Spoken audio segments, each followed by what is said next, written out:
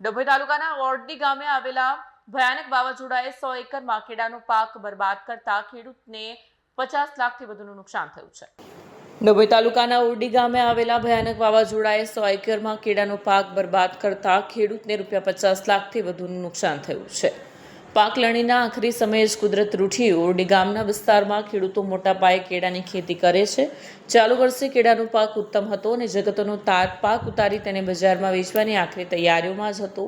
બરાબર એ જ સમયે વરસાદ સાથે આવેલા તીવ્ર પવન સમગ્ર વિસ્તારને બાનમાં લીધો। ભારે પવનના ઝાપટાના કારણે તૈયાર થઈ ગયેલી કેળાની લૂમો ભારે વજનને લીધે ઝાડ સહિત તૂટીને જમીનદોસ્ત થઈ ગઈ હતી।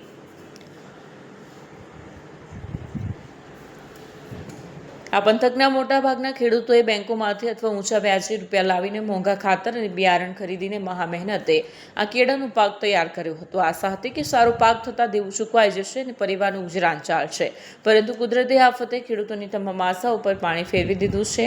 મહેનત એળે જતાને માથે દેવાનો પહાડ ઊભો થતાં જગતનો તાત અત્યારે અત્યંત લાચાર અને દુઃખી હાલતમાં સરકાર પાસે વળતરની આશા સેવી બેઠો છે। ખેડૂતોની સ્થિતિ ખરેખર ચિંતાજનક છે અને તંત્ર દ્વારા આ બાબતે ઝડપી પગલાં લેવાય તે પણ અત્યંત જરૂરી છે।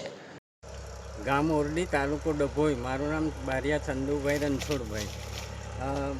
આ કેળનું જે વાવેતર કરેલ છે એમાં અચાનક કુદરતી વાવાઝોડું અને વરસાદના કારણે કેળના પાકમાં વ્યાપક નુકસાન થયેલું છે। અત્યાર સુધી ટીસ્યુનો ખર્ચ, છોણિયા ખાતરનો ખર્ચ, દવા ખર્ચ, મજૂરી ખર્ચ એ બધો ખર્ચો તો અમે કરી જ દીધો છે, પણ જ્યારે આવક લેવાનો વારો આવ્યો ત્યારે આ કુદરતી આફતના કારણે કેળના આખા છોડ પડી ગયા છે અને ₹1 પણ હજુ આવક થઈ નહીં। અને આ બધું લોનો અને વ્યાજે લઈને એ કરેલું છે અને આ પૈસો જ્યારે અમારે લોકોને આપવાનો છે, અમારે લેવાનો છે, ત્યારે આ કુદરતી આફત આવી છે તો આ ₹1નું વળતર નહીં, આ નુકસાન છે। એના કારણે અમે જે લોકો પાસેથી લાવેલા છે, લોનો લીધેલી છે, કઈ રીતના ભરશું એમ। તો અમારી સરકારશ્રીને એક જ વિનંતી કે આ નુકસાનીનો સર્વે કરાવે અને યોગ્ય વળતર મળે એવી અમારી માંગ છે। ડભોઈ તાલુકાનું ઓરડી ગામ છે। મારું નામ છે બારિયા રમેશભાઈ ભૈલાલભાઈ। વાવાઝોડું આવ્યું, અમારા ગામમાં ખેડૂતોને ખૂબ મોટું નુકસાન, અમે નુકસાન કારણે ખૂબ હતાશ થઈ ગયા છે।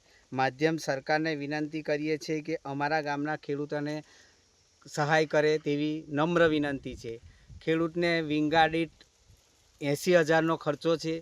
ટીસ્યુનો પણ એક પણ રૂપિયો નથી આવ્યો, નહીં ખાતરનો નથી આવ્યો, બધું ઉધારે લાવીને અમે કરેલું છે। તો હવે જેની પાસેથી અમે લાવ્યા છે એને અમે કમ કરીને આપીએ। તો સરકારશ્રીને એવી નમ્ર વિનંતી છે કે તમામ અધિકારીઓને નમ્ર વિનંતી છે કે અમારા ગામનું બધું સર્વે કરે અને સહાય માટેની અમારી અપીલ છે। વીડિયો જર્નાલિસ્ટ ફઝલ રઝા ખત્રી સાથે સત્યા ટીવી ન્યૂઝ ડભોઈ।